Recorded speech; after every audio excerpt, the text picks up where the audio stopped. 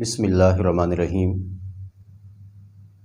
شریعت مطہرہ میں توہم پرستی کی کوئی گنجائش نہیں ہے، بلکہ شریعت مطہرہ ٹھوس عقائد و نظریات فراہم کرتی ہے۔ توہم پرستی کہتے ہیں کہ اپنی طرف سے خود ساختہ کسی شے کے بارے میں نظریہ اور عقیدہ بنا لیا جائے کہ یہ میرے لیے مضر ہے، اس سے مجھے نقصان پہنچے گا یا یہ چیز مجھے نقصان سے بچائے گی۔ ہم اپنے معاشرے میں دیکھیں تو بہت ساری توہم پرستی کی مثالیں موجود ہیں۔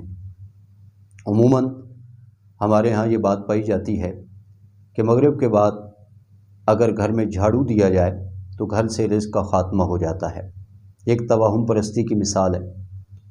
اسی طریقے سے مغرب کے بعد رات کو ناخن کاٹے جائیں یا بال کاٹے جائیں تو لوگ اسے منحوس جانتے ہیں، یہ توہم پرستی کی مثال ہے۔ اسی طریقے سے الٹی چپل دیکھ لی جائے تو لوگ سمجھتے ہیں کہ اس گھر میں نزاع اور جھگڑا شروع ہوگا، یہ توہم پرستی کی مثال ہے۔ شریعت ان چیزوں کی طرف متوجہ نہیں کرتی اور نہ ہی ایسے نظریات و عقائد کی شریعت تائید کرتی ہے۔ اسی طریقے سے جھاڑو پر پاؤں آ جائے تو لوگ اس کو بھی اختلاف کا باعث سمجھتے ہیں۔ اسی طریقے سے میت گھر میں ہو جائے تو بچے کو میت کے قریب نہیں آنے دیتے۔ اس طرح جنازہ گزر رہا ہو تو عورتیں اپنا سر ڈھانپ لیتی ہیں اس نظریے سے کہ موت کا سایہ ہم پہ پڑ جائے گا۔ اسی طریقے سے میت کے کپڑے جو ہیں ان سے نحوست پکڑی جاتی ہے اور لوگ ان کو اپنے استعمال میں نہیں لاتے اور لوگ ان کو صدقہ کر دیتے ہیں۔ اسی طریقے سے بہت سارے مثالیں ہمارے معاشرے میں ایسی پائی جاتی ہیں کہ جن کا تعلق شریعت کے ساتھ قطعاً نہیں ہے، وہ اپنے خود ساختہ عقائد و نظریات ہیں۔ جیسے کوئی آدمی کام سے جا رہا ہے، کالی بلی اس کا راستہ کاٹ دے تو لوگ کہتے ہیں یہ میرے لیے نحوست ہے، آج تو میرا کام بنے گا نہیں۔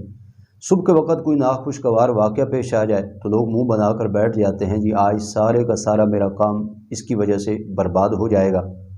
کسی آدمی کے ساتھ صبح کے وقت ملاقات ہو جائے اور اتفاقی طور پر انسان کا کام نہ بنے تو لوگ اس شخص کی طرف اس بات کو منسوب کر دیتے ہیں کہ فلاں شخص کا چہرہ دیکھنے کی وجہ سے یہ میرا کام خطرے میں پڑ گیا۔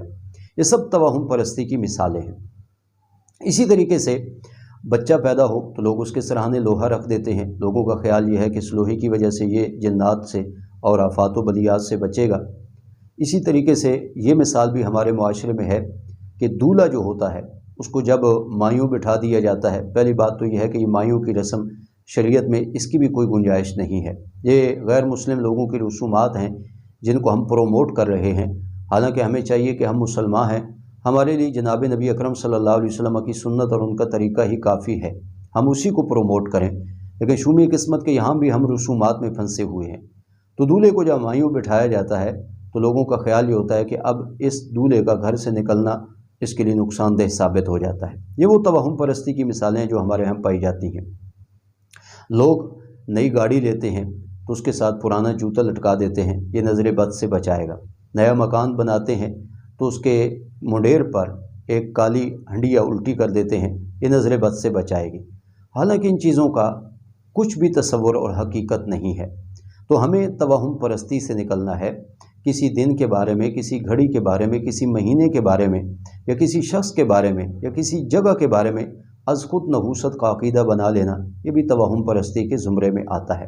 تو شریعت ٹھوس عقائد و نظریات دیتی ہے، اور ٹھوس اور مضبوط عقیدہ و نظریہ کیا ہے کہ نفع اور نقصان کی ذات اللہ تعالیٰ کی ہے۔